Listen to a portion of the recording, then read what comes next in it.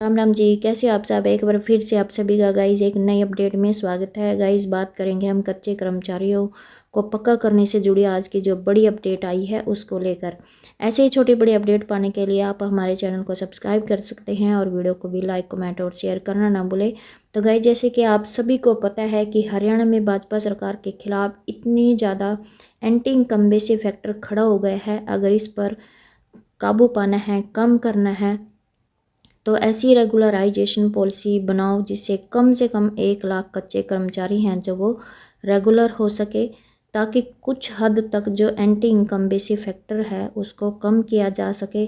और इसके लिए ज़रूरी है कि ऐसी पॉलिसी बनाई जाए जिससे कम से कम जो 1 लाख अस्थायी कर्मचारी हैं वो रेगुलर हो सके। अब गलियारे में कहा जा रहा है कि जो कर्मचारी आउटसोर्सिंग पॉलिसी पार्ट 2 के तहत लगे हैं उनके लिए 3 साल तक की सेवा वाले कर्मचारियों को रेगुलर करने की पॉलिसी बनाई जानी चाहिए। और जो आउटसोर्सिंग पॉलिसी पार्ट 1 के तहत अस्थायी तौर पर लगे हुए हैं उनके लिए कम से कम 5 साल तक की सेवा वाले कर्मचारियों को रेगुलर करने की पॉलिसी बनाई जानी चाहिए। जिन विभागों, बोर्डों, निगमों, सोसाइटियों में ऐसे पदों पर कार्यरत कर्मचारियों को भी मतलब रेगुलराइजेशन पॉलिसी में शामिल करना चाहिए जिन पदों के लिए 100% फंड बजट प्रदेश सरकार के बजट से दिया जाता है। अगर प्रदेश सरकार रेगुलराइजेशन पॉलिसी इस तरह की बनाती है तो कम से कम 1 लाख जो कच्चे कर्मचारी हैं वो रेगुलर होते हैं, तो इससे प्रदेश में माहौल भी बदल जाएगा। और साथ ही गलियारे में ये कहा जा रहा है कि ऐसी पॉलिसी मत बनाना जैसे कि भूपेंद्र सिंह हुड्डा की सरकार में 2014 में बनी थी। उस समय क्या हुआ था कि आउटसोर्सिंग पॉलिसी पार्ट 2 के तहत 3 साल तक की सेवा वालों को रेगुलर किया गया था, मगर उससे लगभग 4500 कर्मचारी ही रेगुलर हो पाए थे।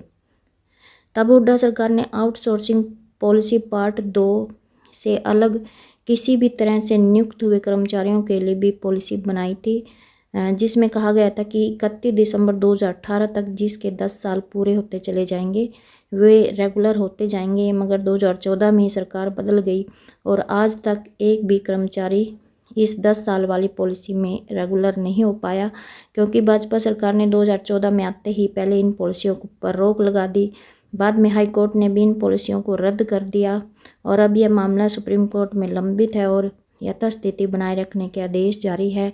और अब गलियारे में चर्चा है कि कुछ अफसर फिर से वही गलती कर रहे हैं जो हुड्डा सरकार में हुई थी, यानी कि जिन अस्थायी कर्मचारियों को 10 साल हो गए हैं वे रेगुलर हो सकेंगे। इस पॉलिसी से क्या होगा कि ज़्यादा लाभ होने वाला नहीं है।